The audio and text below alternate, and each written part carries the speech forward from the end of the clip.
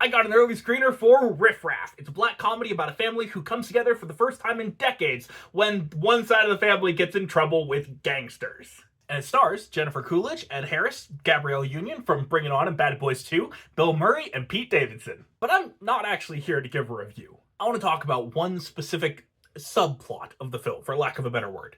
And that is, don't listen to male dating advice. We meet our main character, DJ, when he just got cheated on right around prom.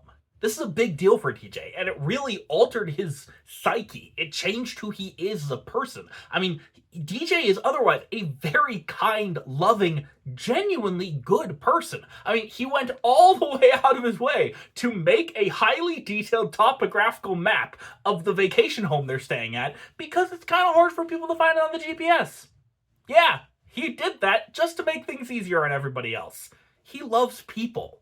But after his heartbreak, he started to go down the, for lack of a better word, alt-right pipeline.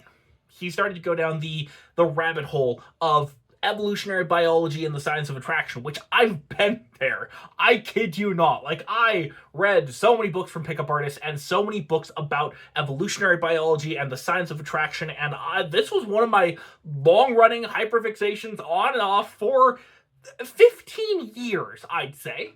Almost 2 decades at this point. And a lot of what he's learning is the first stuff that you learn around this time. Stuff about chimpanzees and bonobos and evolutionary psychology and survival of the fittest and first come, first serve and scaring away potential mates and potential suitors and stuff like that. And generally, he's learning scientific reasons why he would have made a better boyfriend than that other guy. He's compartmentalizing and he's intellectualizing his feelings so that he doesn't have to feel them.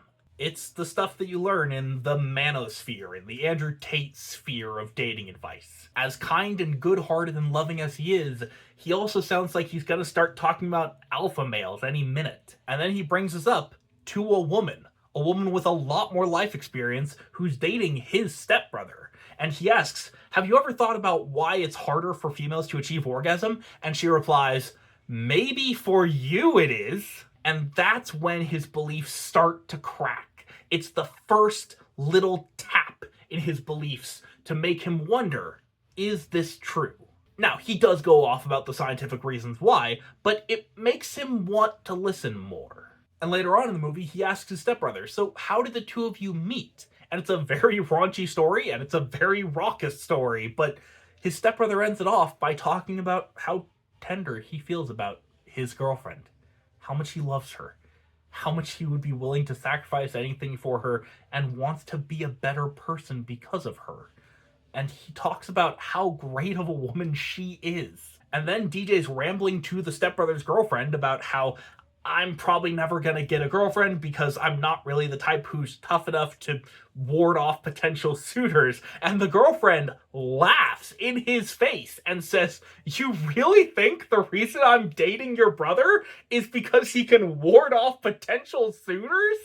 No, the reason why I started dating him was because of a turtle. And she tells this story about the first date they went on and how kind and tender he was toward animals. And that was the moment that she started to fall in love with him.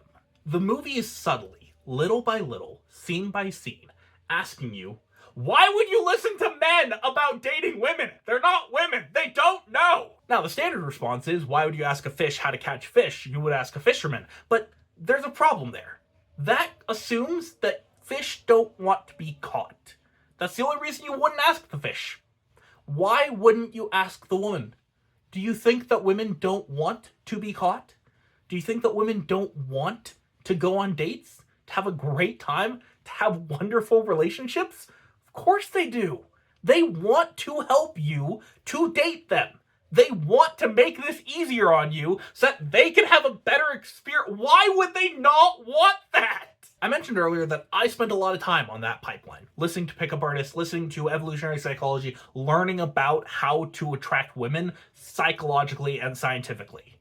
And the only time that I actually made progress was when I started listening to women. It was when I started learning about the female gaze and listening to women about what bugs them in the men that they date, and listening to women about what they love in the men they date, and what they wish were different in their dating, and learning what they actually want. Until a couple of years ago, I was able to make a viral TikTok of, here's everything that's attractive to women in 3 minutes or less. And hundreds of women commented saying, yes, that is what we want. We didn't even know that's what we wanted, but that is what we want. Listen to women. Women are wonderful. Women are great. And they deserve to be heard. Riff Raff comes to theaters February 28th. It is rated R for some strong violence, perversive language, sexual content / nudity, and some drug use. There is no post-credit scene. Follow me on YouTube, Blue Sky, or Patreon for more movie love. You can get these videos a week early and help fund my movie at patreon.com/moviesandheists. Special thanks to these patrons for helping to fund my movie.